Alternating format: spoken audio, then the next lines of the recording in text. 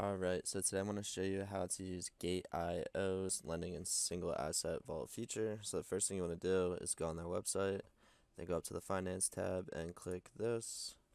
Then once we're here, we can click liquidity mining, and then we can pick the coin that we're going to use. So I'm just looking for the one that I'm going to pick. I know it's somewhere down here. Here it is.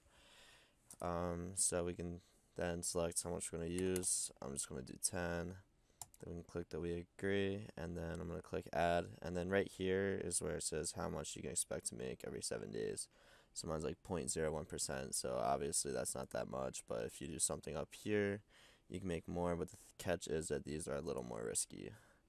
So I'm going to hit add, then you type in your fund password, which I'll do that right now. And it went through, and then you can click on my assets and you can see what you're at right now. So right now mine's at like a loss because I put in 10, but tomorrow it should be positive.